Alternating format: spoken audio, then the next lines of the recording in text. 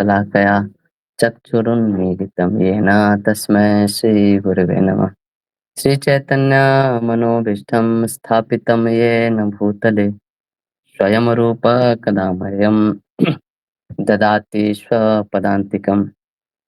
वन्देऽहं श्रीगुरो श्रीयुतापदकमलं श्रीगुरोन् वैष्णवांश्च श्रीरूपं साग्रजातां सहगना रघुनाथान्वितं तं सजीवं साद्वैतं सावधूतं परिजनासहितं कृष्णचैतन्यदेवं श्रीराधाकृष्णपादान् सहगना ललिता श्रीविशाखान्वितंश्च नमो ॐ विष्णुपादाय कृष्णप्रेष्ठाय भूतले श्रीमते भक्तिवेदान्त स्वामिनिति नामिने। नमस्ते सारस्वती देवे गौरवाणी प्रचारिणे निर्विशेष शून्यवादी पाश्चात्य देशतारिणे। नमो महावदन्याय कृष्ण प्रेम प्रदायते कृष्णाय कृष्ण चैतन्य नामिने गौरतुसे नमः। हे कृष्ण करुणा सिंधु दीनबंधु जगतपते गोपेश गोपिका कांत राधा कांत नमस्तुते। सप्त कांचन गौरांगी श्री राधे वृंदावनेश्वरी वृषभानुसुते देवी प्रणमामि हरिप्रिये। वाञ्छाकल्पतरुभ्यश्च कृपा सिन्धुभ्यैव च पतितानां पावनेभ्यो वैष्णवेभ्यो नमो नमः। जय श्री कृष्ण चैतन्य प्रभु नित्यानंद श्री अद्वैत गदाधर शिवासादि गौर भक्त वृंद। हरे कृष्णा कृष्णा कृष्णा हरे हरे हरे राम राम राम हरे हरे। हरे कृष्णा। तो आप सभी का भक्ति रसामृत सिंधु कक्षा में स्वागत है। तो बहुत दिन तक हम लोग क्लास मतलब रुका हुआ था, तो आज हम लोग इसको स्टार्ट करते हैं। तो आज के क्लास में जो हमने अभी तक किया है उसका थोड़ा एक बार रिवीजन कर लेते हैं। एक तो क्लास में रिवीजन कर लेते हैं, फिर आगे हम लोग बढ़ेंगे। तो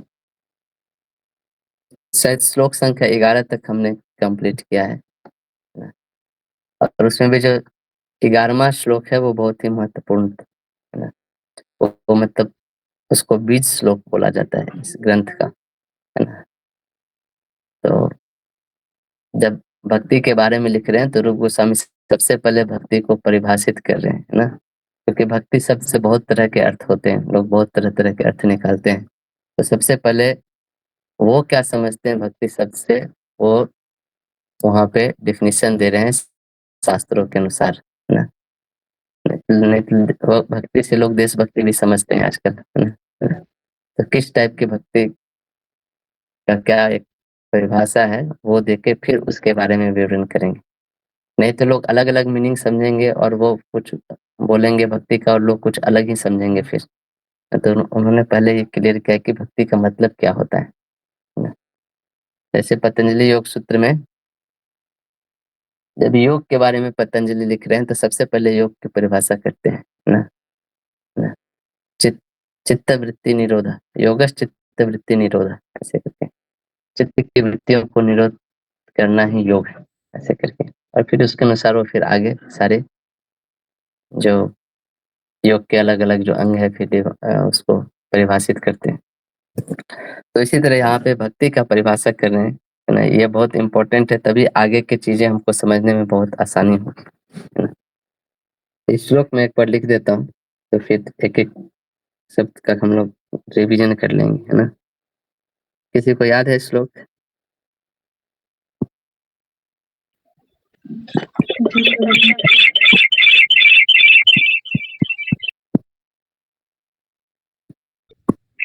अन्यविलासिता शून्यं ज्ञान कर्माणि अनावृतम् अनुकूलेन कृष्णानुशीलनं भक्तिरुत्तमा।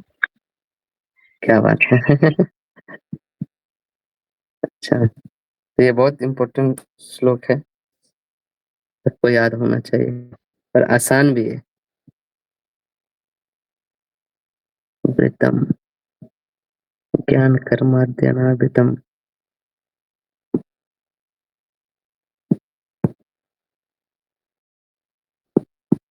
मेरा स्क्रीन दिखाई दे रहा है आप लोग को? जी प्रभु। अनुकूलेन कृष्णानु शीलनम भक्तिरुत्तमा।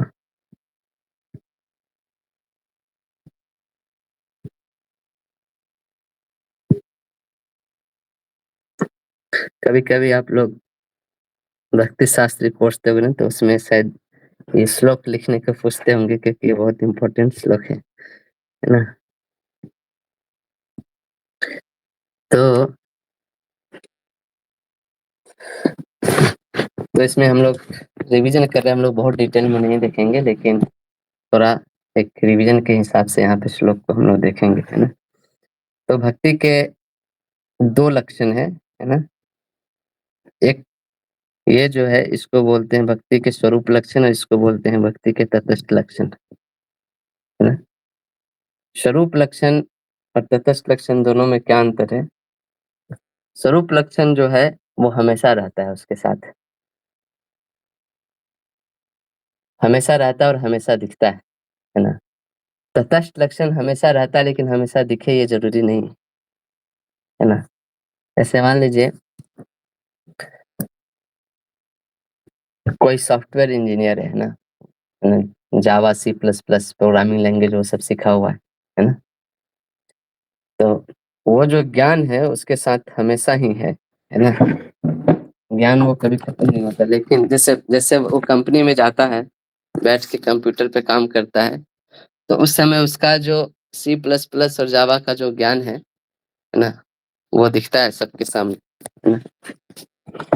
लेकिन मान लीजिए जब वो घर पे रहता है ना, घर पे रहता है, घर पे कुछ काम कर रहा हो, है ना, कूलर ठीक कर रहा हो या नहा रहा हो, कपड़े धो रहा हो, है ना, या कुछ ऐसा काम कर रहा हो, तो उस समय उसका जो ज्ञान है जावा लैंग्वेज और सी प्लस प्लस का, वो दिखता तो नहीं है ना, यूज में नहीं होता, लेकिन उस समय भी उसके अंदर विद्यमान रहता है ना। ऐसा नहीं बोल सकते हैं कि वो ज्ञान भुला गया, है ना, रहता है उसके अंदर उस समय भी, है ना। तो इसी तरह स्वरूप लक्षण और तटस्थ लक्षण होते हैं। स्वरूप लक्षण जो उसका इंट्रिंसिक क्वालिटी है ना, स्वरूप, है ना, वो हमेशा दिखेगा। तटस्थ लक्षण उसका एक्सट्रिंसिक क्वालिटी है ना, वो रहेगा हमेशा, लेकिन कभी कभी वो दृश्यमान होगा, कभी कभी दृश्यमान नहीं होगा, है ना। तो परिभाषा का जो दूसरा वाला जो लाइन है, अनुकूल्यन कृष्णानुशीलनम, वो स्वरूप लक्षण है, और अन्नाभिलाषिता शून्यम ज्ञान कर्मादि अनावृतम, ये तटस्थ लक्षण है इसका, है ना। तो भक्ति क्या है, यहाँ पे बोल रहे हैं अनुकूल्यन कृष्णानुशीलनम भक्तिरुत्तमा, है ना। अनुकूल रूप से कृष्ण का अनुशीलन करना ही उत्तम भक्ति है ना। तो ऐसे करके, तो यहाँ पे शीलनम शब्द है ना। शीलनम शब्द बहुत इंपॉर्टेंट है।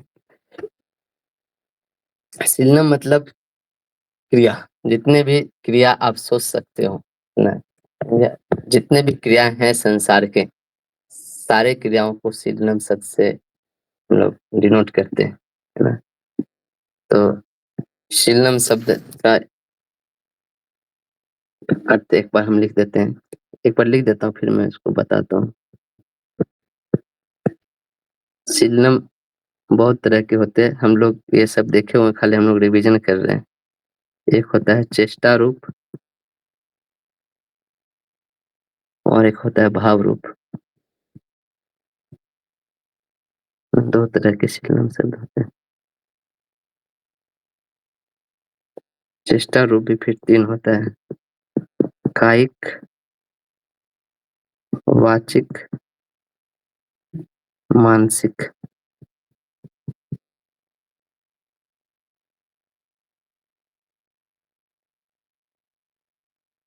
और भाव रूप भी होते हैं। भाव रूप समझ लिए, जैसे अलग अलग जो भाव आते हैं, जैसे प्रीति का, विषाद का इत्यादि। कायिक, मानसिक, वाचिक भी दो तरह के होते हैं। प्रवृत्त्यात्मक, निवृत्त्यात्मक।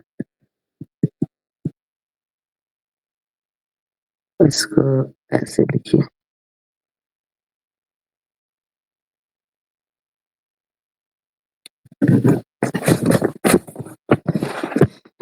ये दिखाई दे रहा है आप लोग को, क्या लिखा हुआ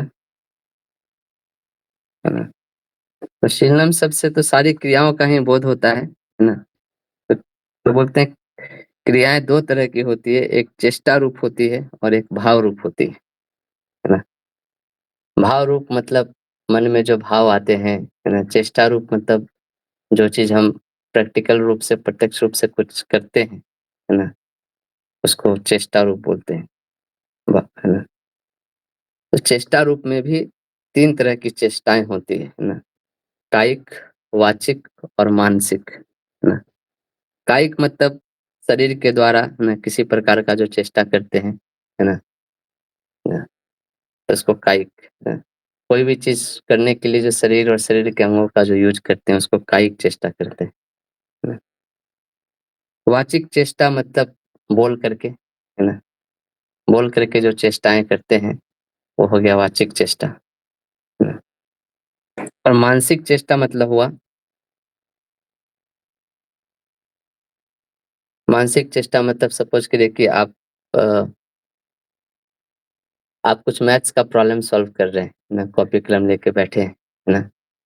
और सॉल्व करते-करते बीच में आपको कुछ डाउट हो रहा है, तो आप कलम रख देते हैं, कलम रख देते हैं, फिर सोचते हैं थोड़ा देर, 5 मिनट कि आगे का स्टेप क्या होगा, है ना? तो उस समय भले ही आप कायिक रूप से कुछ चेष्टा नहीं करें, लेकिन मानसिक रूप से मन में आप उसको सॉल्यूशन सोच रहे हैं, इसके आगे का स्टेप क्या होगा।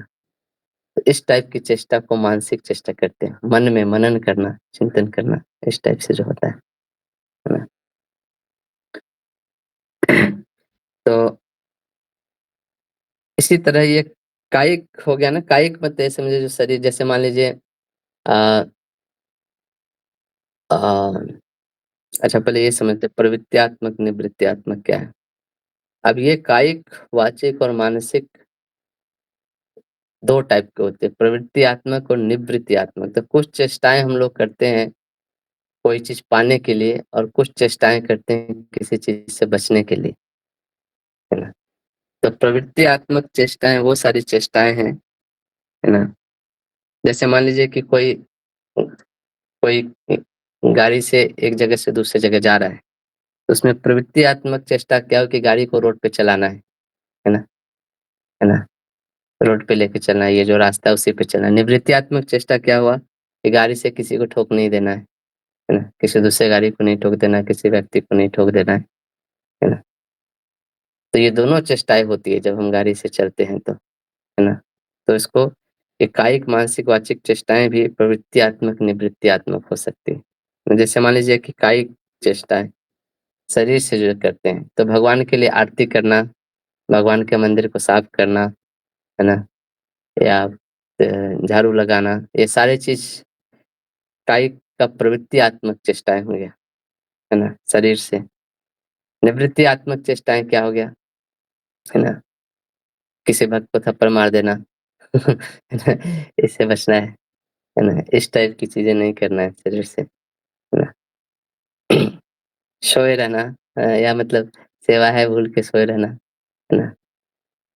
वाचिक चेष्टाएँ मतलब, प्रवृत्त्यात्मक चेष्टाएँ मतलब भगवान का नाम का भजन करना, कीर्तन करना, है ना?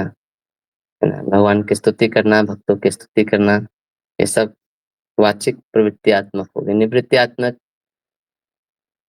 मतलब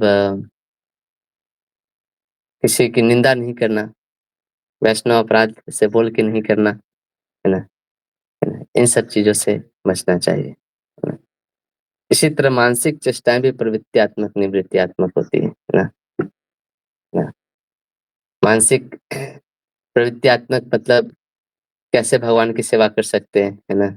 जैसे मान लीजिए आपको कुछ सेवा मिला, तो उसका प्लानिंग करते हैं, सोचते हैं कि क्या-क्या चीज़ लगेगा। जैसे किसी को यात्रा मैनेजमेंट का चीज़ें मिला, तो मानसिक रूप से सोचता है ना, ओह! यात्रा में हम लोग को एक बस बुक करना पड़ेगा, है ना?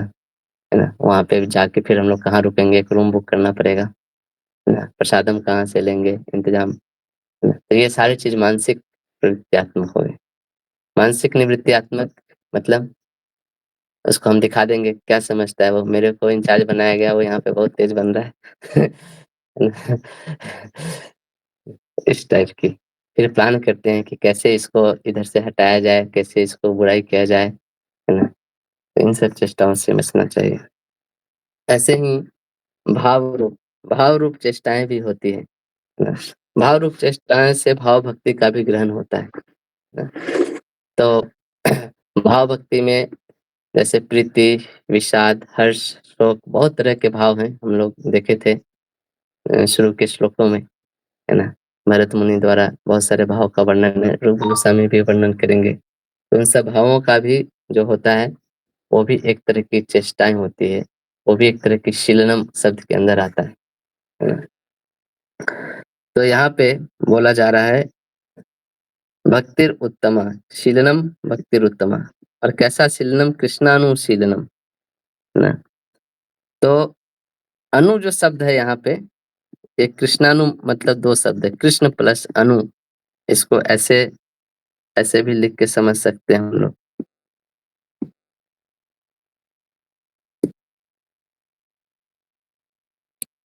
कृष्ण अनु शीलनम। ये जो अनु जो शब्द है,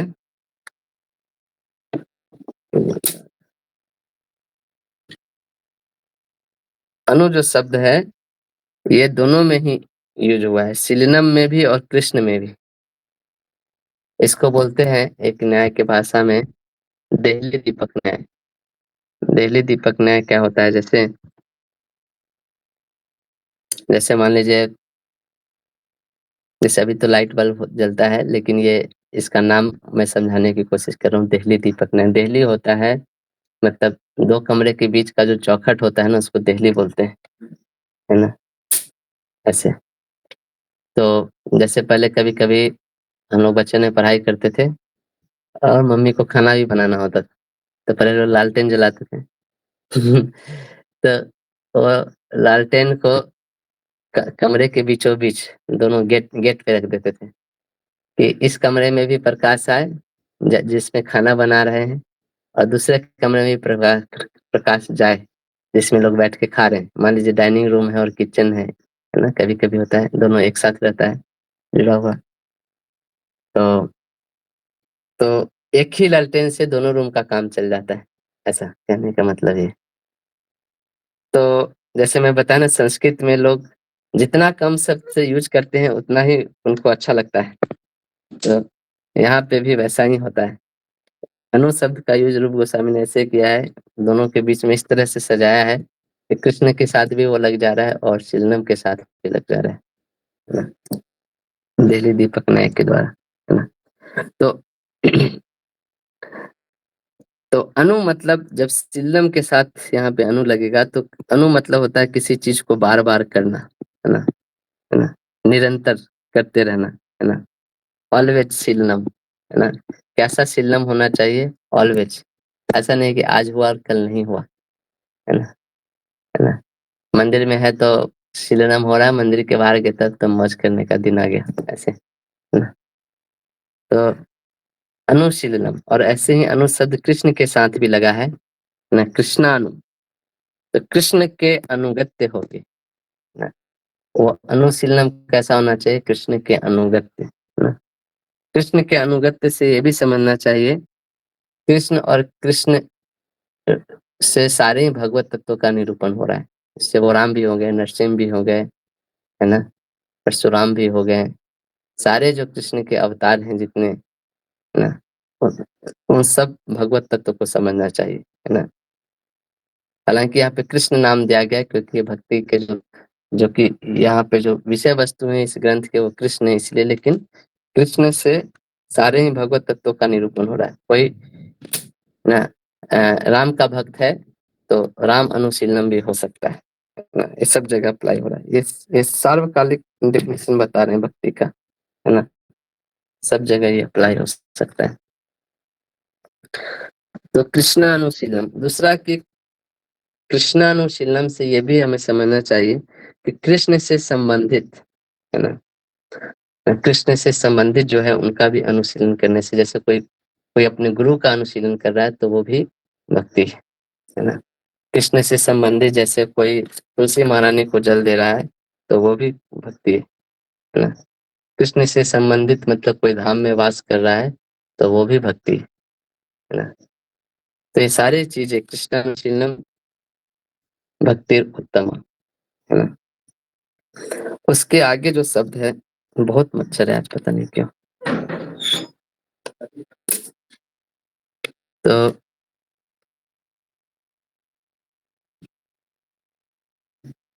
अनुकूल लेना है ना। और कृष्ण अनुशीलनम कैसा होना चाहिए? अनुकूल होना चाहिए, है ना। अनुकूल मतलब,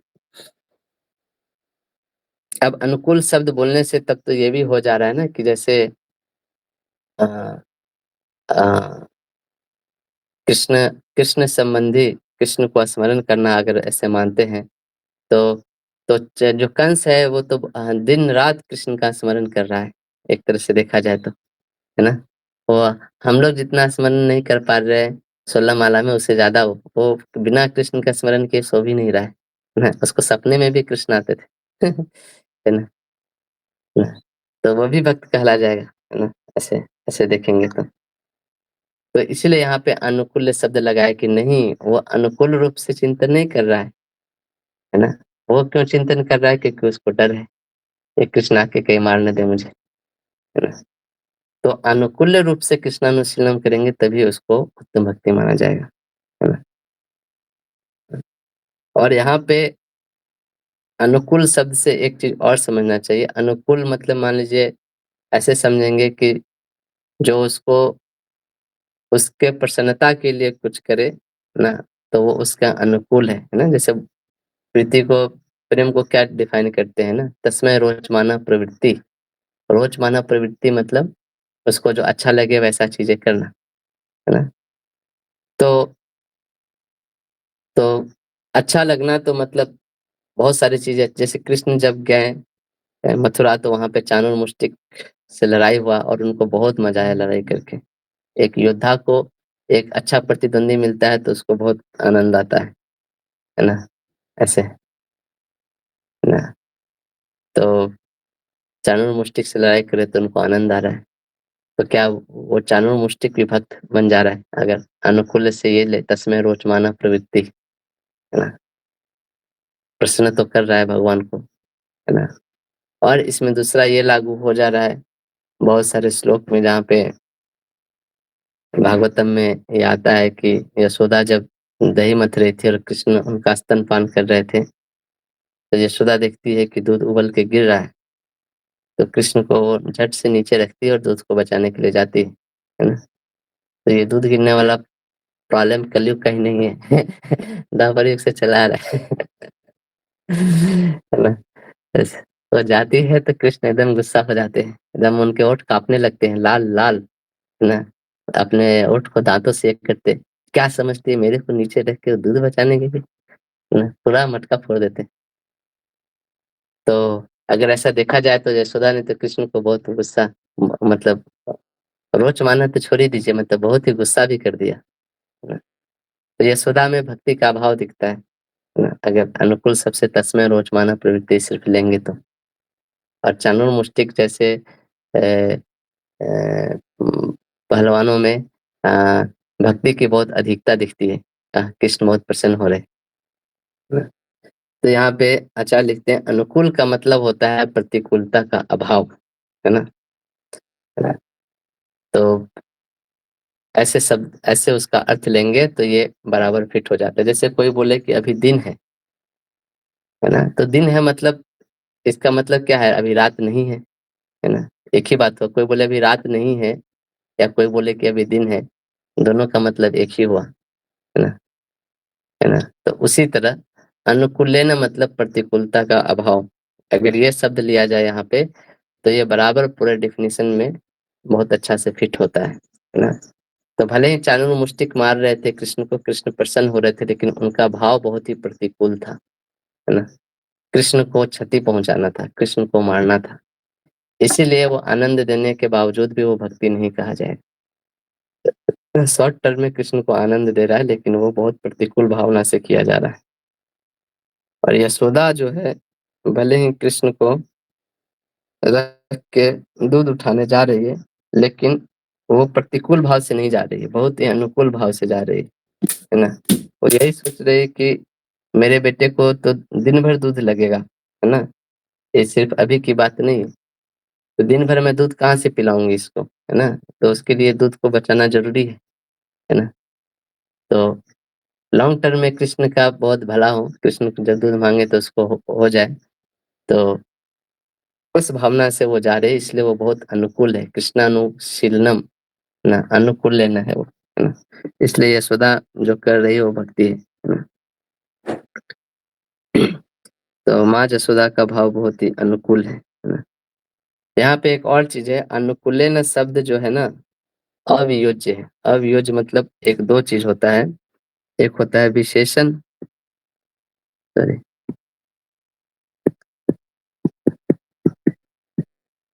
और एक होता है उपलक्षण। तो दोनों में ही तृतीया विभक्ति लगती है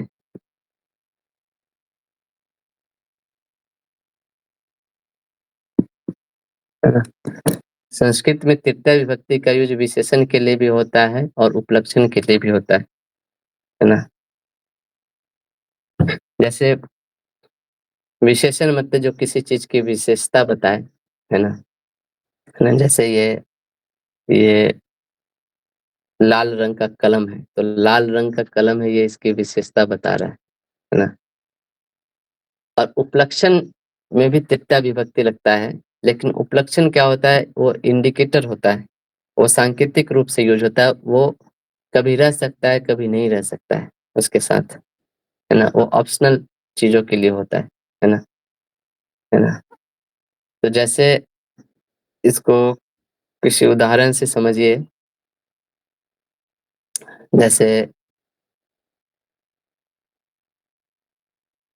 जैसे आप किसी को एड्रेस दिए, है ना? इंदौर, इंदौर कैसे आना है ना? तो एक एक आपने बोला कि एडवांस एकेडमी है ना, एडवांस एकेडमी में आ जाइए, इन एडवांस एकेडमी के पास ही है इस्कॉन इंदौर, ऐसे करके, है ना? तो वो क्या है? एक इंडिकेटर है इस्कॉन के एड्रेस का। अब क्या हुआ कि मान लीजिए कोई व्यक्ति गया और एडवांस एकेडमी का 4 ब्रांचेस खुल गया इंदौर में, है ना?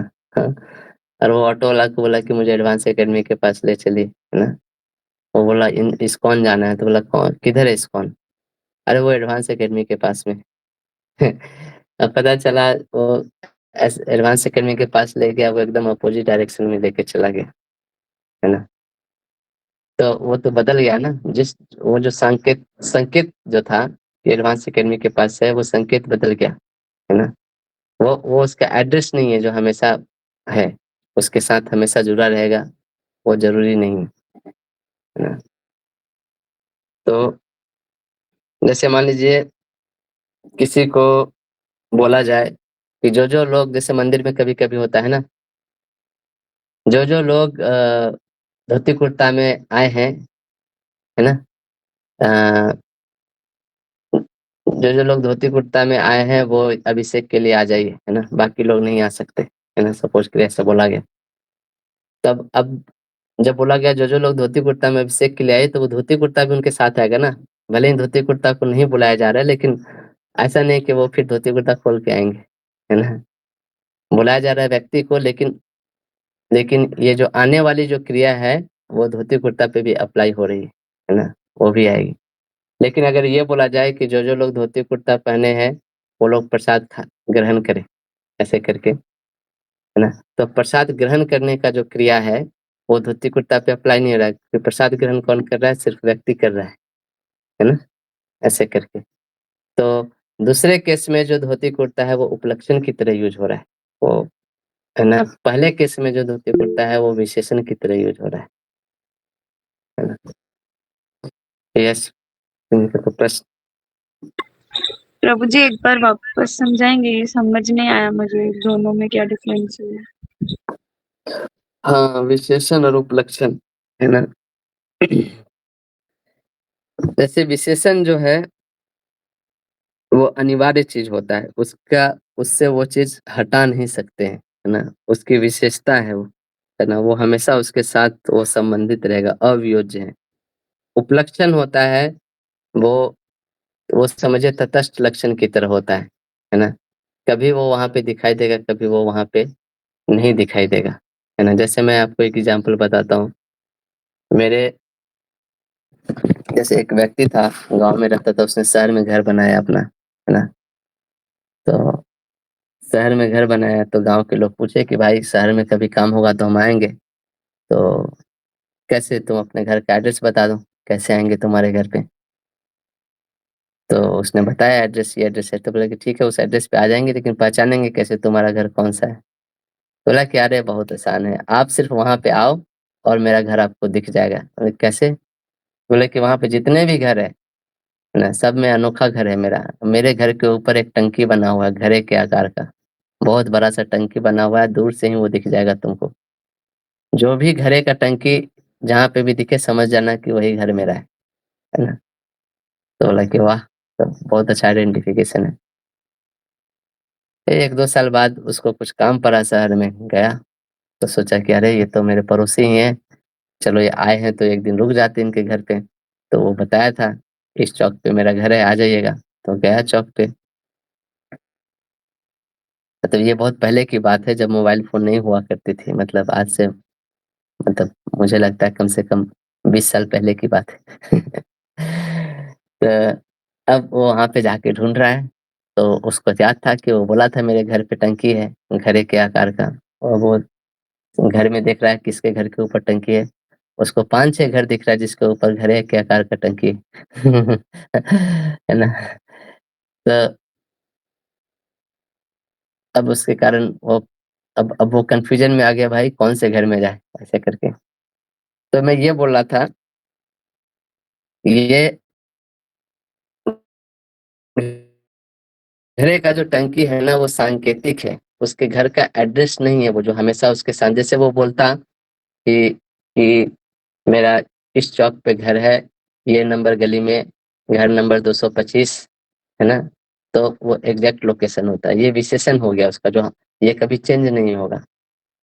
सांकेतिक चीज़ें क्या होती है ना, कभी-कभी चेंज हो जाती है, वो सिर्फ़ संकेत करने के लिए वहाँ पे होती है ना? वो उसका वो एड्रेस नहीं हुआ कि मेरा घर का एड्रेस क्या है, जो मतलब घर के आकार का टंकी है, ये एड्रेस नहीं हुआ, वो एक संकेत था, और संकेत कभी-कभी व्याप्त रहता है और कभी-कभी नहीं भी व्याप्त रहता है। जिस चीज़ को वो संकेत बनाया था, वो चीज़ अभी उपलब्ध ही नहीं थी, क्योंकि वो संकेत बहुत सारी चीज़ों के लिए यूज़ हो रहा था वहाँ पे, है ना? तो उपलक्षण में क्या विशेषण का अर्थ होता है कि वो हमेशा ही रहेगा, ऑलवेज, है ना? है ना?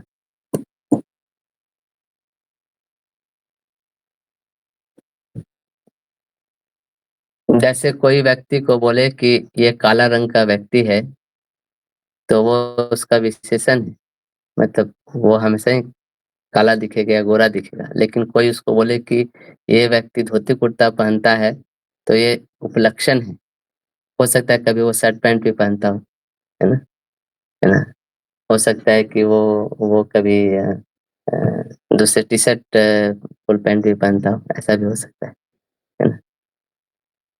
तो यहाँ पे मैं ये इसलिए बता रहा था कि ये जो अनुकूल लेना जो शब्द है ना, ये कंपल्सरी वर्ड है यहाँ पे, अनुकूल्य। यहाँ पे ये विशेष, यहाँ पे तृतीया विभक्ति लगा है, तो तृतीया विभक्ति लगा है तो ये मत सोचिए कि यहाँ पे उपलक्षण वाला लग गया है क्या?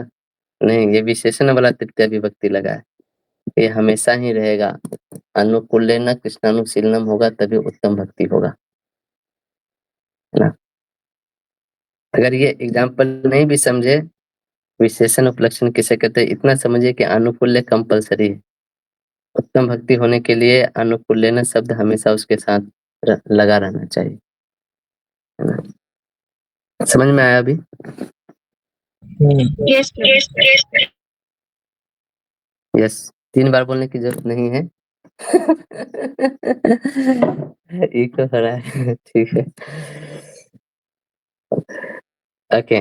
अब यहाँ पे है अन्य अभिलाषिता शून्यम ज्ञान कर्मादि अनावृतम, है ना। अब ये तटस्थ लक्षण बोलने भक्ति का, तो अन्य अभिलाषिता शून्यम, है ना। तो अन्य मतलब भक्ति के अलावा जो भी अभिलाषा है, या अभिलाषा नहीं, यहाँ पे एक अभिलाषिता शून्यम बोल रहे हैं, है ना, वो शून्य होना चाहिए। भक्ति के अलावा कोई भी अभिलाषिता है तो वो शून्य होना चाहिए, है ना। जैसे एक होता है अभिलाषा और एक होता है अभिलाषिता। अभिलाषा मतलब कोई चीज को पाने, अभिलाषा को शून्य नहीं कर सकते, क्योंकि भक्ति में भी बहुत सारी अभिलाषाएं होती है ना। नहीं, जैसे मुझे आरती करना है, मुझे धाम दर्शन के लिए जाना है, मुझे सुबह जप करना है, ये सब भी अभिलाषा है। लेकिन अभिलाषिता शून्यम, है ना। कौन से भक्ति के अलावा जो अभिलाषिता, अभिलाषिता मतलब किसी अभिलाषा की वृत्तियां जो है ना वो शून्य होना चाहिए। बार बार वो अभिलाषा की वृत्ति जो होती है, बार बार वो अभिलाषा करना, वो शून्य होना चाहिए। जैसे मान लीजिए जैसे द्रौपदी है ना, द्रौपदी का जब वस्त्र हरण हुआ तो वो कृष्ण को बुलाती है ना, कि कृष्ण मेरी रक्षा करो। तो ये बोला है कि ये कौन सी भक्ति है, ये तो मतलब उसका अपने अपने अपने रक्षा के लिए बुला रही है कृष्ण को, है ना। तो ये समझ के कि यदा कदा जब ऐसी इच्छाएं आती है ना, ऐसे सिचुएशन बस, या इसको क्या बोलते हैं, ऐसे प्रासंगिक होती है, या फिर किसी विशेष काल और परिस्थिति के अनुसार जब ऐसा कुछ आता है। ऐसा नहीं कि द्रौपदी हमें हमेशा यही बोल रही कि कृष्ण हमेशा मेरी रक्षा करे, ऐसा नहीं बोल रही वो। या भक्ति वो इसलिए नहीं कर रहे हैं कि कृष्ण हमेशा मेरे, है ना, मेरे सिक्योरिटी, अच्छा सिक्योरिटी हो जाएगा कृष्ण, है ना, कुछ भी प्रॉब्लम होगा कृष्ण को बोलेंगे सॉल्व कर देंगे, है ना। वो सिचुएशन बस ऐसा आया तो उसने प्रे किया, तो इससे उत्तमा भक्ति की हानि नहीं होती है ना। है ना, परिस्थिति के अनुसार मान लीजिए कभी आप, कोई व्यक्ति उत्तम भक्ति कर रहा है और वो जा रहा है बद्रीनाथ धाम दर्शन के लिए, और यदा कदा ऐसा सुनने को मिलता है ना कि बस पलट गई पहाड़ से, और जब बस पलट गई तो उस समय वो कृष्ण को याद करे कि हे कृष्ण मेरी रक्षा करो, है ना, मेरे शरीर की रक्षा करो। तो अगर ऐसी सिचुएशन में कोई कृष्ण के लिए इस तरह प्रार्थना करता है, तो उससे उत्तमा भक्ति की हानि नहीं होती, है ना। क्योंकि वो उस समय आया हुआ एक अभिलाषा है, लेकिन वो अभिलाषिता नहीं है उसकी, है ना। अभिलाषिता मतलब अभिलाषा की वृत्तियां, वो निरंतर वो इसलिए भक्ति नहीं कर रहा है कि, है ना, मैं मरने से कृष्ण हमको बचा ले, है ना। हम भक्ति इसलिए कर रहे हैं क्योंकि कृष्ण हमको जन्म मृत्यु जरा व्याधि से मुक्त कर देंगे, है ना। मैं नाम जप इसलिए कर रहा हूँ क्योंकि मैं सारे पापों से मुक्त हो जाऊंगा, है ना। है ना? तो इस टाइप की वृत्ति नहीं होनी चाहिए, है ना? अभिलाषिता शून्यम, है ना, अन्य अभिलाषिता शून्यम। भक्ति के अलावा और जो अभिलाषिता है वो शून्य होना चाहिए। इसका कहने का मतलब ये है। दूसरा है ज्ञान कर्मादि अनावृतम, है ना। तो ज्ञान मतलब वो निर्विशेष ब्रह्म का जो ज्ञान है ना, है ना। और कर्म आदि अनावृतम, है ना। यहाँ पे देखिए शब्द यूज हुआ है अनावृत। अनावृत मतलब उससे ढका हुआ नहीं होना चाहिए। यहाँ पे शून्यम शब्द यूज नहीं किया, अभिलाषिता के लिए शून्यम यूज किया, वो एकदम जीरो होना चाहिए। लेकिन ज्ञान कर्म अनावृत होना चाहिए, उससे ढका हुआ नहीं होना चाहिए। तो भक्ति के लिए भी ज्ञान जरूरी है ना। भक्ति विषयक चीजों का ज्ञान जरूरी है। जैसे हम लोग अभी यहाँ पे पढ़ रहे हैं तो ये भी ज्ञान ले रहे हैं, भक्ति विषय के ज्ञान है ना। लेकिन किस ज्ञान से अनावृत नहीं होना चाहिए? निर्विशेष ब्रह्म का ज्ञान, है ना। जैसे बहुत लोग चीज करते हैं, भक्ति इसलिए कर रहे हैं क्योंकि मैं भी भगवान बन जाऊंगा, है ना। इस टाइप के ज्ञान से अनावृत होना चाहिए, है ना? और कर्म आदि अनावृत है। कर्म मतलब जो सकाम कर्म, फ्रूटिव एक्टिविटीज जो होते हैं, है ना? कुछ पाने के लिए भक्ति कर रहे हैं, है ना? कुछ हमें चाहिए इससे, है ना? या पुण्य चाहिए या फिर कुछ हमें रिजल्ट चाहिए, हम भक्ति इसलिए कर रहे हैं। जैसे बहुत लोग एकादशी करते हैं, एकादशी इसलिए करते हैं मतलब कि एक व्यक्ति था, उसको मैंने बोला कि आप 11 एकादशी करो, निर्जल एकादशी करो, आपकी शादी हो जाएगी। उसने बहुत 11 क्या 5-6 निर्जल एकादशी किया, पानी तक मतलब कुछ भी नहीं पीते थे। और 64 माला जप किया, उसका 5-6 एकादशी में ही उसकी शादी हो गई। शादी हो गई तो उसका एकादशी करना छोड़ दिया। शादी हो गई ना मतलब तो एकादशी इसलिए कर रहे थे कि मेरी शादी हो जाए, है ना? तो ये कर्मादि अनावृत नहीं हुआ, है ना? कर्म से अनावृत नहीं हुआ। कुछ कुछ इच्छा है, कुछ फल की प्राप्ति है, इसलिए एकादशी कर रहे हैं, है ना? तो आदि कर्म आदि, कर्म आदि मतलब बहुत सारे चीज हो गए, जैसे सांख्य हो गए, है ना? और भी जो योग की पद्धतियां हैं, है ना? कर्म योग, सांख्य योग, अष्टांग योग, इन सबको लिया गया है। खैर ये सब चीजें आजकल कोई करता नहीं है ना? मतलब तो भी एक डिफिनीशन लिख रहे हैं तो वहाँ पे उन्होंने एक सार्वकालिक सार्वदेशिक डिफिनीशन लिखा है जो हर समय में अप्लाई हो।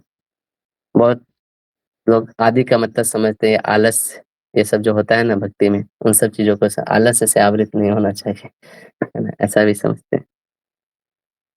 और अनावृत, अनावृत मतलब वो ढका हुआ नहीं होना चाहिए, है ना? जैसे मान लीजिए अनावृत कैसे समझिए, एक ज्ञान कर्म आदि बोल के एक चादर है ना?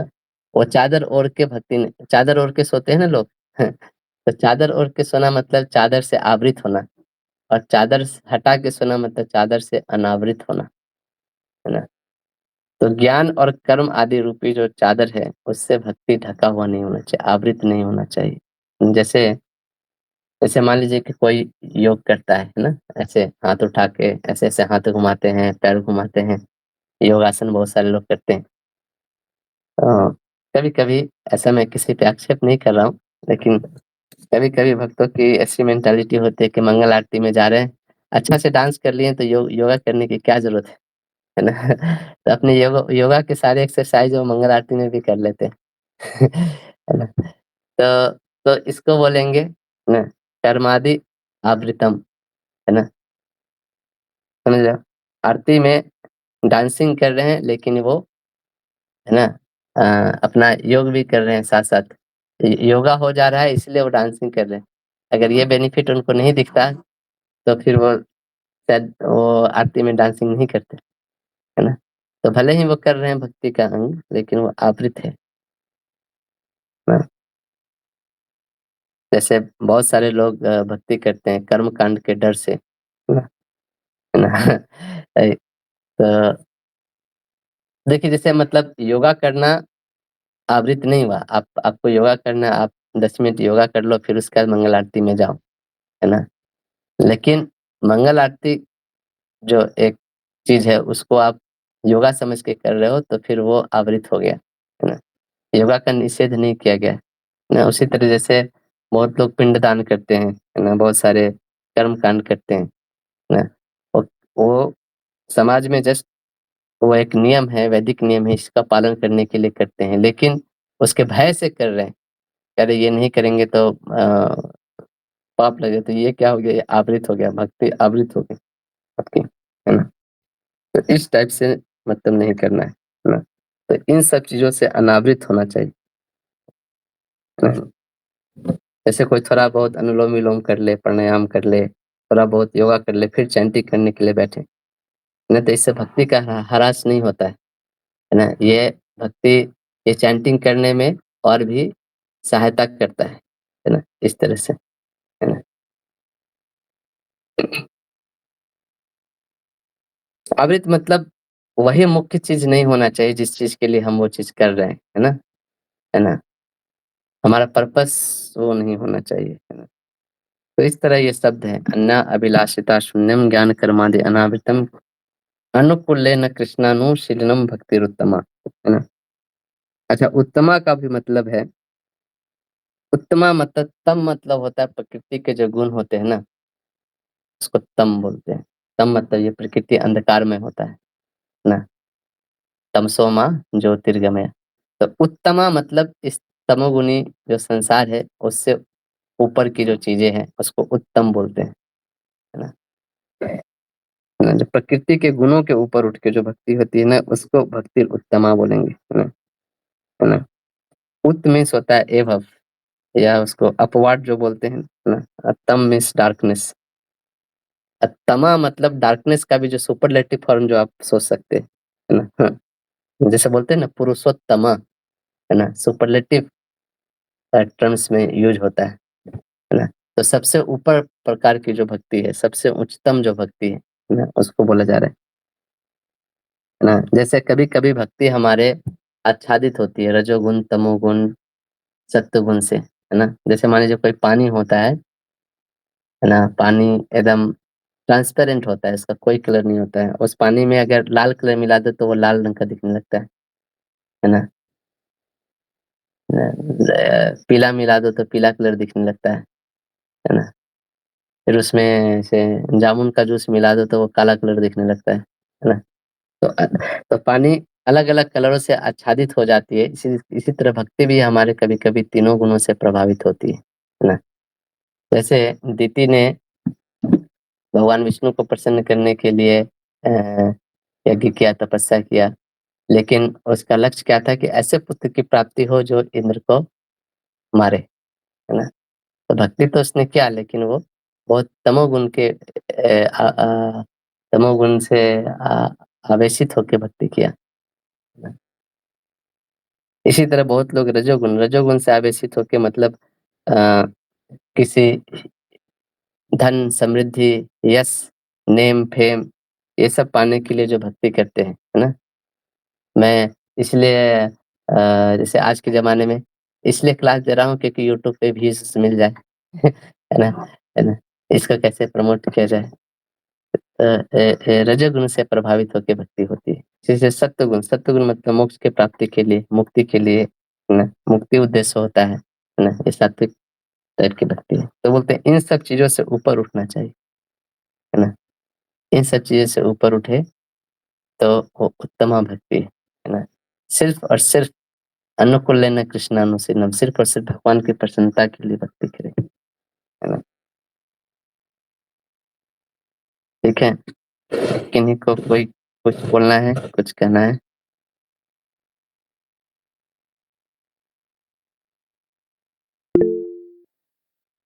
हरे कृष्णा प्रभु जी। हाँ, हरे कृष्ण। प्रभु जी एक क्वेश्चन है। हुँ। जैसे स्टार्टिंग में तो आप समझा रहे थे ना शीलनम शब्द वाला, तो हुँ, हुँ। चेष्टा रूप में भी मतलब उसमें आपने बोला कि जो आप करते हो, और भाव रूप इज लाइक जो काइंड ऑफ मानसिक रहता है। तो हुँ। तो चेष्टा रूप में भी जो मानसिक आ रहा है और फिर भाव रूप में जो है, तो उन दोनों में कैसे डिफरेंशिएट होगा फिर? हुँ। कोई लोग बताएँगे जो जो जो ये प्रश्न नहीं पूछे हैं उनको समझ में आया हो? कोई बताना चाहेंगे? क्या अंतर है दोनों में?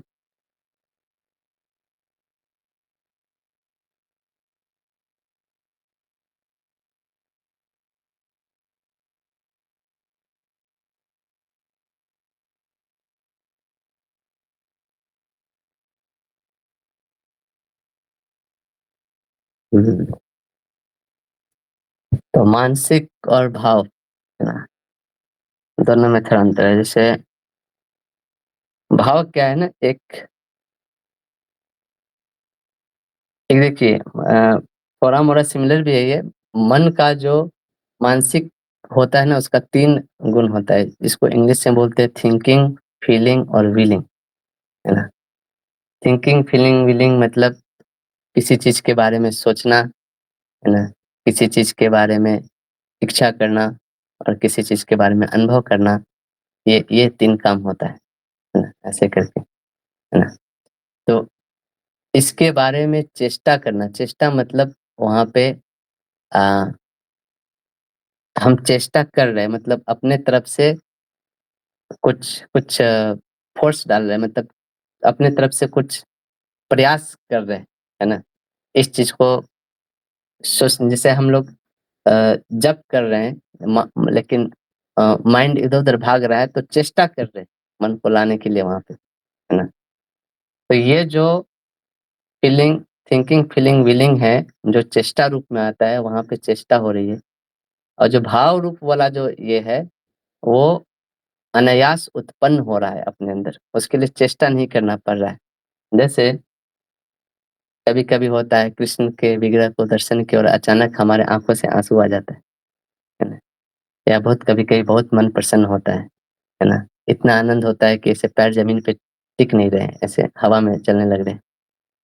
तो इस टाइप के जो अनुभव है, इस टाइप के जो भाव अपने आप उत्पन्न, जिसके लिए चेष्टा नहीं करनी पड़ रही, वो चेष्टा रूप नहीं है, वो भाव रूप है ना?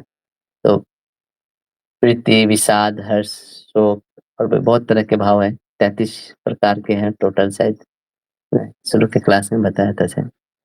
तो वो वो अंतर है दोनों में। तो ऐसे करो कि जो भाव रूप होता है ना, वो भाव भक्ति होता है, और ये जो मानसिक वाला है, वो साधना भक्ति का पार्ट है, ऐसे समझो।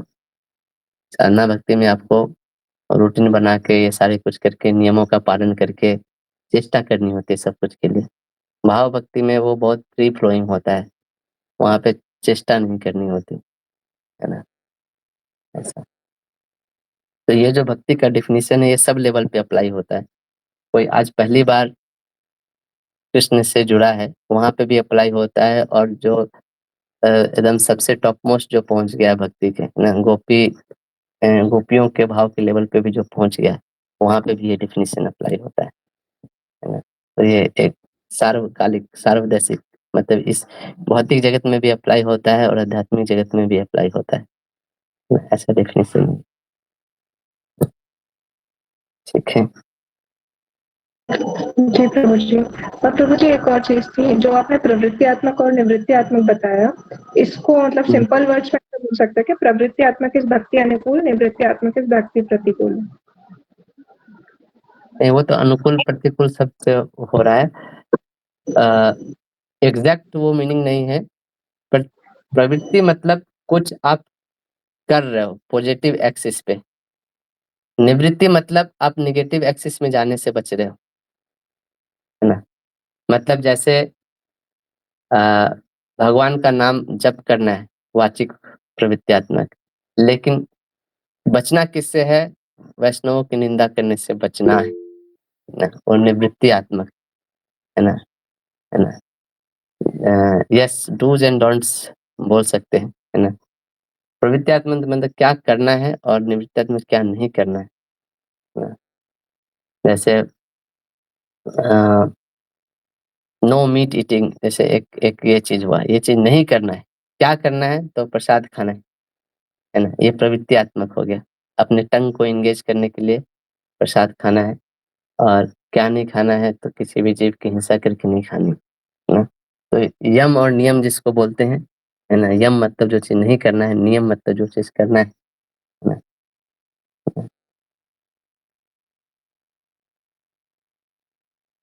ऐसे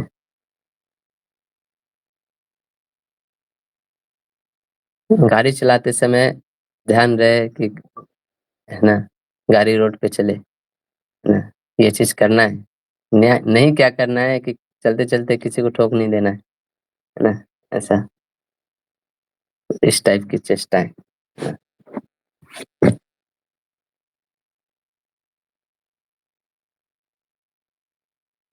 ठीक है। Thank you so much.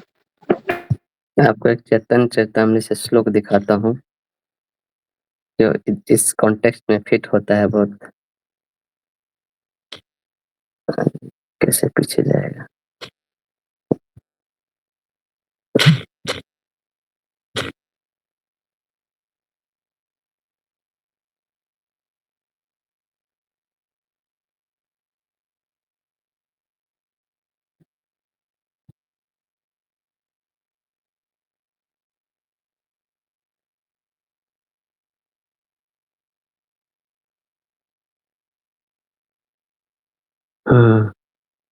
ये चैतन्य चरितामृत मध्य लीला 19वां चैप्टर श्लोक संख्या 168।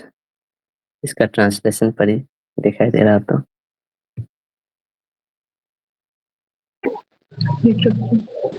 A pure devotee must not cherish any desire other than to serve Krishna. He should not offer worship to the demigods or mundane personalities. He should not cultivate artificial knowledge which is devoid of Krishna consciousness, and he should not engage himself in anything other than Krishna conscious activities. One must engage all one's purified senses in the service of the Lord. This is the favorable execution of Krishna conscious activities. है ना? तो अन्य अभिलाषिता शून्यम ज्ञान कर्मादि अनावृतम, है ना? अनुकूल्यन कृष्णानुशीलनम, है ना? Interestingly यहाँ पे भी कृष्णानुशीलनम शब्द यूज हुआ है। ऊपर का श्लोक देखोगे तो लास्ट वर्ड है अनुकूल्यन सर्वेंद्रिय कृष्णानुशीलनम, है ना? सर्वेंद्रिय मतलब वो सारे हो गए, कायिक, मानसिक, वाचिक, जो भी हम लोग सोचे ना, शीलनम, है ना? अनुकूल्यन सर्वेंद्रिय कृष्णानुशीलनम। और अन्य वांछा, अन्य पूजा छाड़ी, ज्ञान कर्म, ये पहला वाला जो हो गया, अन्य अभिलाषिता शून्यम ज्ञान कर्म आदि अनावृतम, है ना?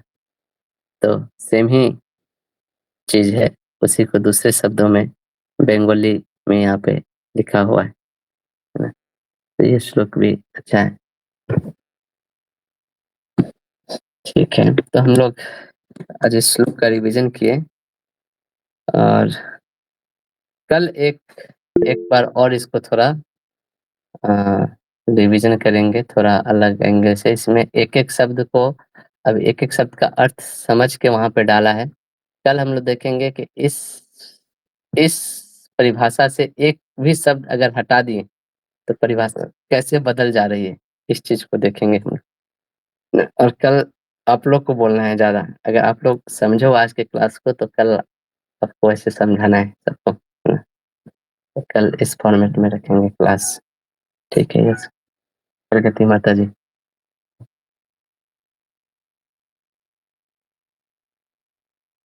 हरे कृष्ण प्रभु जी, दंडवत प्रणाम। धन्यवाद। प्रभु जी, इसमें अनुकूल्यन पे एक क्वेश्चन था, अगर मतलब आज ले सकते हैं या कल ले सकते हैं? हाँ, ले सकते हैं, ले सकते हैं। प्रभु जी, इसमें जैसे अनुकूल्यन जो है इंटेंशन प्लीज करने का होना चाहिए भगवान को, तो on a practical level and जितने भी जैसे भक्त हैं वो अलग अलग लेवल पे होते हैं, तो बहुत सारे टाइम पे ऐसा होता है कि बहुत सारे इंटेंशंस हम करते हैं भगवान को प्लीज करने के, बट हर जो हम क्रिया कर रहे हैं भगवान, इंटेंशन भी प्लीज करने का है, पर वो जो क्रिया है हो सकता है कि वो हमारे अधिकार में हो और ना भी हो। जैसे माँ यशोदा भगवान को चेस्टाइज करती हैं, गोपियाँ उनसे जोकिंगली कटाक्ष करती हैं, या ऐसे कोई भी जो चीजें हैं जो इन जनरल हो सकता है कि भगवान को प्लीज करें, और हो भी सकता है कि वो भगवान को प्लीज ना करें, तो डिवोटी टू डिवोटी वेरी करता है। तो फिर इसमें हम कैसे समझेंगे कि ये भगवान को प्लीज कर रहा है या नहीं कर रहा है? सपोज जैसे हम ये एग्जांपल देते हैं ना कि यही जो यशोदा मैया और गोपी वाला एग्जांपल लिया हमने, तो उसमें वो जो कर रही हैं वो भगवान को प्लीज करेगा, वो हम जानते हैं कि that will please the Lord. But in general में जैसे हम देखते हैं कि इन इन नॉर्मल लेवल में अगर नॉर्मल डिवोटी अगर उसका इंटेंशन प्लीज करने का है भगवान को, अगर वो ऐसे कुछ करता है तो वो इसमें कवर होगा, या वही एक्टिविटीज करनी है जो जिसमें कुछ द्वंद ना हो? मतलब जैसे सिंपली बोला गया है कि भगवान को अगर हम अर्चन करेंगे, उनको फ्लावर ऑफर करेंगे, तो वो उनको प्लीज करेगा ही करेगा, अगर हमारा इंटेंशन है भगवान को प्लीज करने का, इसमें कोई द्वंद नहीं है। तो इसमें वो ही चीज़ कवर होगी या द्वंद वाली भी चीज़ कवर होगी? वो मुझे समझ में मतलब वो मुझे थोड़ा ये लग रहा है। हम्म। तो द्वारका में माता जी भी ये प्रॉब्लम फेस कर रही है अपने लाइफ में, है ना? ये गाली दे कि नहीं दे? ठीक है, चलिए। कभी कभी हम लोग जो प्रश्न पूछते हैं ना, उसका रिलेवेंस क्या है हमारे लाइफ में, ये भी हमें सोचना चाहिए, है ना? मैं प्रश्न का उत्तर मैं दूंगा, लेकिन मैं ऐसे समझने के लिए पूछ रहे हैं तो अच्छी बात है। लेकिन कैसा होता है कि कृष्ण को अगर हमें प्रसन्न करना है ना, पहले ये समझिए कि जो नेट रिजल्ट जो होता है ना, वो एक्शन प्लस इंटेंशन दोनों वहाँ पे देखा जाता है ना? सिर्फ एक्शन को देखेंगे तो चाणूर मुष्टिक बहुत बड़े भक्त हो जाएंगे, है ना? है ना? सॉरी, इंटेंशन को नहीं देखेंगे, सिर्फ एक्शन को देखेंगे तो वो भी प्रसन्न कर रहे हैं ना? सिर्फ इंटेंशन देखेंगे तो भी प्रॉब्लम हो जाएगा। किसी का इंटेंशन बहुत अच्छा हो सकता है, लेकिन वो एक्शन ऐसा किया है कि उसका आउटपुट बहुत ही खराब हो गया। तो इंटेंशन अच्छा होना ही सिर्फ वो भी अच्छा नहीं है। जैसे जैसे एक व्यक्ति था, उसने देखा कि एक चिड़िया ने घोंसला बनाया है। एक एक उसके घर का एक वेंटिलेटर होता है ना वहाँ पे। तो उसने क्या सोचा कि अरे ये चिड़िया का बच्चा यहाँ पे घर बनाया है, इसका वो अंडा दिया हुआ है वहाँ पे, तो ये जो घोंसला बना है वो अच्छा नहीं है, इसको थोड़ा अच्छा से बना देते हैं। तो उसने क्या किया कि पूरा घोंसला को हटाया और बहुत सारा ये ले आया, घास फूस, और उसके बहुत अच्छा उसका एक घर बना दिया, जोड़ जोड़ के, और फिर उसमें अंडा रख दिया। और फिर वो जब अगले दिन आया तो देखा कि दोनों अंडा ऊपर से नीचे गिरा हुआ था, फूट गया था ना, और जो उसके अंदर का जो बच्चा था वो मर गया था। तो चिड़िया का एक रूल होता है कि उसके अंडे को कोई छूता है, कोई ये करता है, तो फिर वो उस बच्चे को नहीं पालती। मतलब उस चिड़िया का ऐसा एक है, मतलब प्रकृति में तो है। तो इस बच्चे का तो इंटेंशन तो बहुत अच्छा था, लेकिन वो जानता नहीं था कि इस एक्शन का प्रभाव क्या पड़ेगा चिड़िया पे, है ना? तो एक्शन और इंटेंशन दोनों ही मैटर करता है। इंटेंशन अच्छा हो तो एक्शन अच्छा ही होगा, इन जनरल ऐसा होता है, लेकिन कभी कभी ऐसा नहीं भी हो सकता। इसीलिए भक्ति में अगर हम जिस व्यक्ति को प्लीज करना चाहते हैं, तो भक्ति एक मनोविज्ञान है। हम लोग जो मनोविज्ञान पढ़े ना, कि उस व्यक्ति को क्या प्लीज करता है और क्या प्लीज नहीं करता है ना, वो है। और इसी को हम लोग समझने की कोशिश करें। अगर हम कृष्ण को प्लीज करना चाहते हैं तो कृष्ण को क्या अच्छा लगता है और क्या अच्छा नहीं लगता है, कृष्ण की मानसिकता क्या है, कृष्ण कैसे सोचते हैं, कैसे नहीं सोचते हैं, इन्हीं सब चीजों को हमको पहले जानना होगा। अगर हम यही नहीं जानेंगे तो फिर प्लीज कैसे करेंगे? हम कुछ ऐसा एक्टिविटी कर देंगे जो उनको डिसप्लीज कर जाएगा, है ना? तो तो ये जो हम लोग पढ़ते हैं, भगवान की लीलाएं भक्तों के साथ, या भागवतम जो पढ़ते हैं, ये सारे चीज जो पढ़ते हैं, इन सारी चीज को पढ़ के हम लोग कृष्ण को समझने की कोशिश कर रहे हैं कि ये इनका जो व्यक्तित्व है वो कैसा है ना? ना? इनको क्या अच्छा लगता है। जैसे हम लोग, आप लोग क्या स्लैम बुक भरवाते हैं ना कभी कभी लोगों से, जैसे किसी से मिलते हैं तो पूछते हैं ना कि आपको कौन सा खाना अच्छा लगता है, आपको कौन सा मूवी अच्छा लगता है, आपका फेमस एक्टर कौन है ना, आप कौन से कपड़े पहनते हो, आप कहाँ घूमना पसंद करते हो। तो क्यों पूछते हैं? उससे हम लोग एक रिलेशनशिप डेवलप करना चाहते हैं, और तो हम जानना चाहते हैं कि उसको क्या क्या चीज़ अच्छा लगता है, उसको क्या क्या चीज़ अच्छा नहीं लगता है। तो उसी तरह हम कृष्ण को प्लीज करना चाहते हैं तो हमें जानना चाहिए कि कृष्ण को क्या अच्छा लगता है, कृष्ण को क्या अच्छा नहीं लगता है। वो एक व्यक्ति है और उनकी एक भावनाएं हैं, है ना? है ना? उनको भी कोई चीज अच्छा लगता है, कोई चीज अच्छा नहीं लगता है, तो उस चीज को जानने की कोशिश कर रहे हैं, है ना? और वो शास्त्रों में उनके जो इंटरेक्शन है उनके भक्तों के साथ, वो सारी चीज सुन के देख करके हम लोग समझने की कोशिश करें कि अच्छा, कृष्ण को बहुत अच्छा लगता है कोई साफ सुथरा रहता है, कोई क्लीननेस मेंटेन करता है, इसलिए हम भी क्लीन रहना चाहते हैं, है ना? कृष्ण को अच्छा लगता है ना, कि कोई बहुत कोऑपरेट करता है, तो इसलिए हम भी कोऑपरेट करें। तो ऐसा ऐसे हम लोग देखते हैं हर चीज को, उस रिलेशन में देखते हैं, भगवान के रिलेशन में देखते हैं, है ना? तो कभी कभी जैसे गोपियाँ लोग का बहुत उच्च स्तर है। गोपियाँ लोग जब भगवान को गाली देती है ना तो उनको बहुत अच्छा लगता है है ना?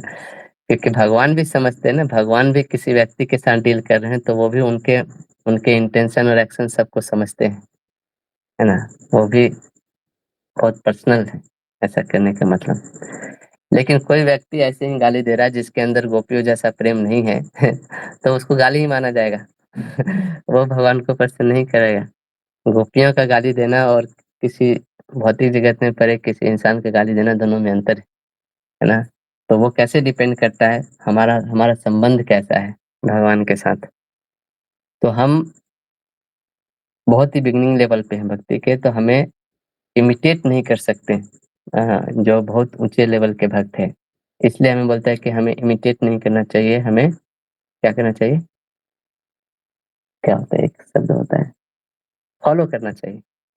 फॉलो करना मतलब उनका जो कॉन्शियसनेस है वहां पे आने की कोशिश करना चाहिए ना। हमें अनुकरण नहीं करना चाहिए, उनका अनुसरण करना चाहिए, उनकी शरणागत लेनी चाहिए। वो जो कर रहे हैं वो कार्य करेंगे तो फिर प्रॉब्लम हो जाएगी कि हम उस लेवल पे हैं नहीं, है ना? लेकिन इन जनरली जीव का टेंडेंसी ये होता है कि वो सीधे अनुकरण पे ही उतर जाता है और सोचता है कि अनुकरण करने से लोग हमको अच्छा भक्त मानेंगे नहीं, मुझे भी शायद वो समझेंगे कि मैं भी उस लेवल पे हूँ, है ना? तो इसीलिए हम अभी साधक का भक्ति के लेवल पे है, साधना भक्ति के लेवल पे है। साधना भक्ति के इसलिए मैं शुरू में लक्षण पढ़ाया था माधुर्य कादम्बनी से कि किसी को डाउट ना हो कि हम कौन से लेवल पे हैं, है ना? है ना? तो ये हम हमारा भी अनर्थ निवृत्ति भी चालू नहीं हुआ है ना? किसी को डाउट है तो मैं यहाँ पे क्लियर कर दे रहा हूँ। यहाँ पे हम लोग में से जितने भी लोग हैं तो हमें इसीलिए हमें अभी नियम कानून को पालन करके ही चलना चाहिए, है ना? जो नियम बताए गए हैं उस पे चले, है ना? जुमा जुमा हमारे मतलब ना, मतलब ना ठीक से जप हो रहा है ना समय पे कोई चीजें हो रही है ना? तो इससे क्या होगा कि हमारा प्रोग्रेस नहीं होगा। हम बहुत अच्छा दिखेंगे भक्त, लेकिन बहुत अच्छा भक्त बनेंगे नहीं, है ना? बहुत ऊपर वाले चीजों को अगर हम पालन करना चाहें तो वो स्वतः ही आ जाएगा। हमें हमें प्रोसेस पे ज्यादा ध्यान देना चाहिए, है ना? हम गोल पे ज्यादा ध्यान देने लगते हैं कभी कभी, है ना? और एक इंस्पिरेशनल बेसिस पे उसको फॉलो करना चालू कर देते हैं, लेकिन प्रोसेस को छोड़ देते हैं तो फिर वही प्रॉब्लम होता है, फिर से घूम फिर के वहीं पे आना ही पड़ता है। प्रॉब्लम होता है कि इसमें 10 साल निकल जाता है ना? तो यहाँ पे जो हम भक्ति का प्रिंसिपल्स पढ़ रहे हैं ये बहुत ही हर जगह अप्लाई होता है। आप अपने जीवन में देखिए, कोई भी चीज आप कर रहे हैं जो बहुत ऊंचे लेवल के भी क्यों ना हो, इस डेफिनेशन को आपके सामने रखिए और देखिए, है ना? आ- कि ये अप्लाई हो रहा है कि नहीं। और बहुत ही ऊपर वाली चीजें नहीं देखनी चाहिए आपको, है ना? जब कुछ ऐसा चीज कर रहे हैं, हमें कैसे मालूम चलेगा इससे कृष्ण प्लीज हो रहे हैं कि नहीं हो रहे हैं, है ना? प्रत्यक्ष रूप से ये चीज कैसे मेरे जीवन में अप्लाई हो रहा है ना? वो देखना चाहिए, है ना? और वहां से हमें चालू करना चाहिए। तो ये पूरी साइकोलॉजी समझना होता है, भक्ति का साइकोलॉजी, है ना? है ना? बाहर के लोग ये नहीं समझ सकते, है ना? है ना? जैसे भक्त लोग होते हैं एकादशी के दिन उपवास करते हैं, निर्जल करते हैं, बाहर के लोग समझ नहीं पाते वो किस लिए उपवास कर रहे हैं। कोई उनसे पूछता है अच्छा उपवास इसलिए कर रहा है बॉडी वेट घटाना? नहीं, इनको बॉडी वेट नहीं घटाना है। अच्छा इसलिए उपवास के लिए एक दिन का खाना बच जाए नहीं नहीं, ऐसा भी प्रॉब्लम नहीं है, खाने के लिए है पैसा, लेकिन हम ऐसे ही उपवास कर रहे हैं। वो समझ ही नहीं पाते ये आखिर उपवास कर क्यों रहा है, क्योंकि बाहर के लोग जनरली इन्हीं सब चीजों के लिए उपवास करते हैं, है ना? तो एक भक्त का साइकोलॉजी अलग होता है, भौतिक दुनिया के लोगों का साइकोलॉजी अलग होता है। भक्त का साइकोलॉजी ये होता है जो कृष्ण के साइकोलॉजी को बहुत, कृष्ण को समझते हुए उनको प्रसन्न करने के लिए चीजें करते हैं ना। इसलिए वैष्णवेर क्रिया मुद्रा विके न समय, बाहर के लोग वैष्णव को क्रिया मुद्रा, वैष्णव के एक्टिविटीज को देख के समझ ही नहीं पाते ये लोग क्या कर रहे हैं और क्यों कर रहे हैं। ये क्या पागलपंती है, इतना इतना गर्मी में खाली पैर रोड पे ये लोग चल रहे हैं, गोवर्धन परिक्रमा कर रहे हैं है ना? उनको समझ में नहीं आता है ना? बेवकूफ है क्या ये लोग, क्यों एक पहाड़ के चारों तरफ चक्कर मार रहे हैं, है ना? उससे क्या मिलने वाला है तो ये साइकोलॉजी समझना है, ये समझने का प्रयास करना है जब हम ग्रंथ पढ़ते हैं, ये चीज़ करते हैं और जितना ही हम ज़्यादा समझते जाएँगे, है ना? उतना ही हमारा ये जो उत्तम भक्ति जो हम कर रहे हैं, भगवान को प्लीज़ कैसे करना है ना? वो चीज़ें और भी धीरे-धीरे क्लियर होती जाएगी। जब तक हम उस लेवल पे नहीं पहुँचे तब तक हमें जो नियम कानून से ही भक्ति करना चाहिए, है ना? ऐसे करके। ठीक है। हरे कृष्ण। प्रभु जी, इसमें बस एक मतलब फॉरवर्ड कर दीजिए। हुँ, अ, मैंने सच्चिदानंद स्वामी महाराज के लिखे हुए या उनकी बुक में शायद पढ़ा था, मुझे एग्जैक्टली याद नहीं है, बट उसमें लिखा हुआ था कि हमारे जो प्रेयर्स होते हैं या भगवान के साथ जो हमारा संबंध है वो बहुत नेचुरल होता है, तब भगवान एक्चुअली में उस संबंध में प्रेजेंट होते हैं। तो हुँ, हुँ, तो उन्होंने उसमें फिर अपना अपना एक पर्सनल प्रेयर लिखा था कि वो भगवान से कैसे प्रे करते हैं। हुँ, वैसे उन्होंने समझाया था कि हमारे प्रेयर्स बहुत पर्सनल होना चाहिए। तो सपोज अगर किसी का स्वभाव ही तीखा है, मतलब रिलेशन ही ऐसे, किसी का ही स्वभाव माइल्ड होता है बहुत, और किसी का हुँ, स्वभाव होता है तीखा या कटाक्ष के साथ, वो उनका नेचुरल वे है किसी को प्रेम हुँ, दिखाने का या ऐसा।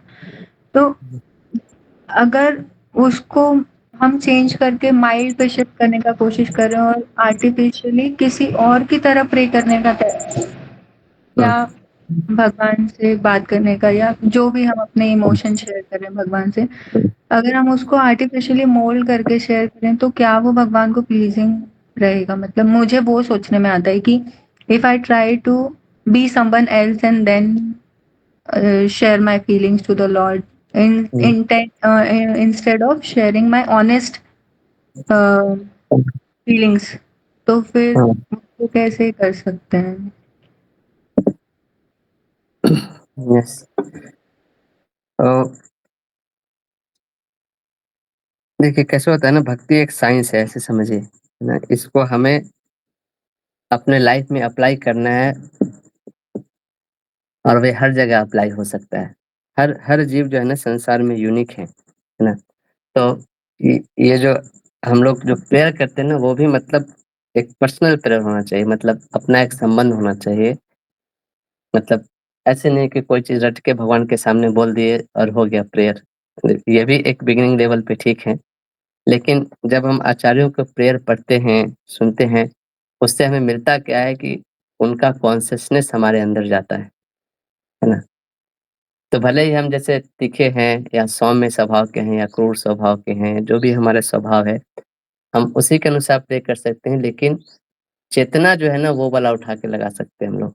जो आचार्यों की जो चेतना है ना? वो चेतना वाली चीज़ यूनिवर्सल होती है। यूनिवर्सल इन नेचर होता है वो।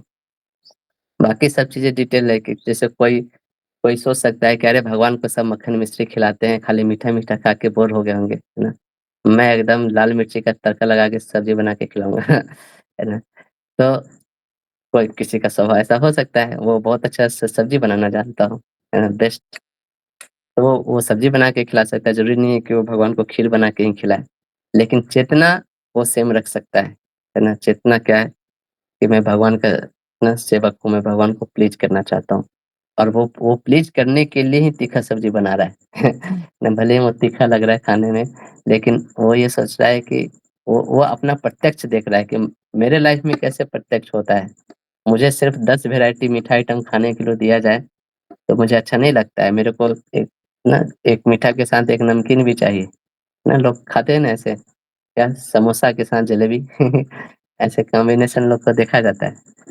तो वो अपने प्रत्यक्ष प्रमाण को मिला रहा है शब्द प्रमाण से, है ना? कैसे मैं भगवान की सेवा कर सकता हूँ, है ना? और जो कॉन्शसनेस है वो इनहेरिट कर रहा है अपने अ बड़े भक्तों से, आचार्यों से, है ना? और उस कॉन्शसनेस को उस एक्टिविटीज़ में डाल रहा है ना?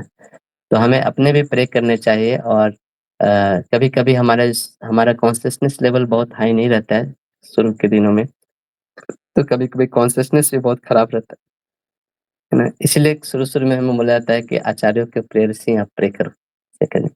लेकिन एक टाइम के बाद भक्ति में जैसे-जैसे आप ऊपर बढ़ते जाते हो, ये प्रोसेस वैसे-वैसे पर्सनल होते जाता है ना? ऐसे करके एक तो उस समय हम प्रेयर्स भी अपने पर्सनल प्रेयर्स भगवान को ऑफ़र करते हैं। हम जो फ़ील कर रहे हैं, हमारे हृदय में जो चीज़ है ना, ऐसे करके ऑफ़र करना चाहिए। वो ज़्यादा भगवान को प्रसन्न करता है ना?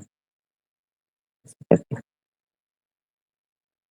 जी प्रभु जी, थैंक यू सो मच प्रभु जी। हरे हरे कृष्ण। कृष्ण।